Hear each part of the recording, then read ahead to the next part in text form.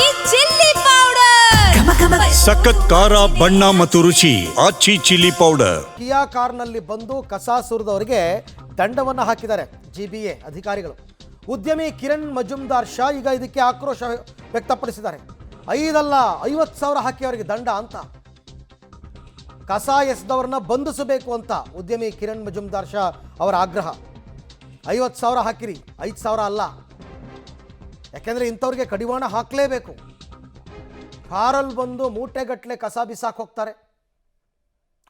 ಅದರಿಂದನೇ ಬೆಂಗಳೂರಿನ ಸೌಂದರ್ಯ ಹಾಳಾಗ್ತಾ ಇರೋದು. ನೀವು ಯಾವ ಏರಿಯಾಗೆ ಹೋದರೂ ಕೂಡ ಆ ಏರಿಯಾದಲ್ಲಿ ಈ ಥರ ರೋಡಲ್ಲಿ ಕಸ ಸುರಿದಿರ್ತಾರೆ.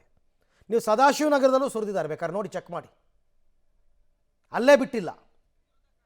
ಈ ಬಗ್ಗೆ ಕೂಡ ಮತ್ತಷ್ಟು ಮಾಹಿತಿ ನನ್ನ ಕೊಲೀಗ್ ಪ್ರಕಾಶ್ ಅವರಿಂದ ಪಡ್ಕೊಂಡ. ಪ್ರಕಾಶ್, ಈಗ ಕರೆಕ್ಟು ಅವ್ರು ಹೇಳೋದು 5,000 ಅಲ್ಲ 50,000 ಹಾಕಿ ಅಂತಂದ್ಬಿಟ್ಟು ಇನ್ನಷ್ಟು ಕಠಿಣ ಕ್ರಮಗಳನ್ನು ತಗೊಳ್ಳಿ ಅಂತಕ್ಕಂಥದ್ದು ಉದ್ಯಮಿಗಳ ಆಗ್ರಹ. ಪ್ರಕಾಶ್, ಹೌದು, ಖಂಡಿತ ಆಗ್ರಹದ ಜೊತೆಗೆ ಒಂದಿಷ್ಟು ಸಲಹೆಗಳನ್ನು ಕೂಡ ಕೊಡ್ತಾ ಇದ್ದಾರೆ.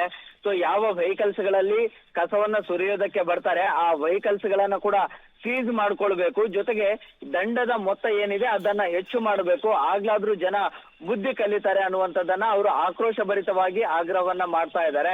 ಸೊ ಈ ಹಿಂದೆ ಕೂಡ ಸಾಕಷ್ಟು ಬಾರಿ ಬೇರೆ ಬೇರೆ ವಿಚಾರಗಳಿಗೆ ಅಸಮಾಧಾನವನ್ನ ಹೊರ ಹಾಕಿದ್ರು, ಮತ್ತೆ ಜನರ ಪರವಾಗಿ ಒಂದಿಷ್ಟು ಎಕ್ಸ್ ಖಾತೆಗಳಲ್ಲಿ ಕೂಡ ಬರೆದುಕೊಂಡಿದ್ರು. ಆದ್ರೆ ಜನನೇ ಈ ರೀತಿಯ ರೂಲ್ಸ್ ಗಳನ್ನ ಬ್ರೇಕ್ ಮಾಡ್ತಾ ಇದ್ದಾರೆ. ನಗರದ ಸೌಂದರ್ಯವನ್ನ ಹಾಳು ಮಾಡುವಂತ ಕೆಲಸಕ್ಕೆ ಜನರನ್ನೇ ಹೋಗ್ತಾ ಇದ್ದಾರೆ. ಸೊ ಹೀಗಾಗಿ ಇಂಥವ್ರಿಗೆ ಜಿಬಿಎ ತಕ್ಕ ಪಾಠವನ್ನ ಕಲಿಸಬೇಕು. ಕೇವಲ ದಂಡವನ್ನ ವಿಧಿಸೋದು ಮಾತ್ರ ಅಲ್ಲ, ಅವ್ರಿಗೆ ಏನು ಯಾವ ವೆಹಿಕಲ್ಸ್ ಗಳಲ್ಲಿ ಬಂದು ಕಸವನ್ನ ಸುರಿದು ಹೋಗ್ತಾರೆ ಆ ವೆಹಿಕಲ್ಸ್ ಗಳನ್ನ ಕೂಡ ಸೀಸ್ ಮಾಡಬೇಕು ಅನ್ನುವಂತಹ ಒಂದು ಆಗ್ರಹವನ್ನು ಕೂಡ ಮಾಡಿದ್ದಾರೆ. ಇದಕ್ಕೆ ಬೇರೆ ಬೇರೆ ಉದ್ಯಮಿಗಳು ಕೂಡ ಈಗ ಎಕ್ಸ್ ಖಾತೆಯಲ್ಲಿ ಕಮೆಂಟ್ ಗಳನ್ನ ಕೂಡ ಹಾಕ್ತಾ ಇದ್ದಾರೆ. Arvind, right, thank you Prakash, ತಮ್ಮೆಲ್ಲ ಮಾಹಿತಿಗೆ ಧನ್ಯವಾದ. ಇನ್ನಷ್ಟು ಕಠಿಣ ಕ್ರಮ ತಗೊಳ್ಳಿ.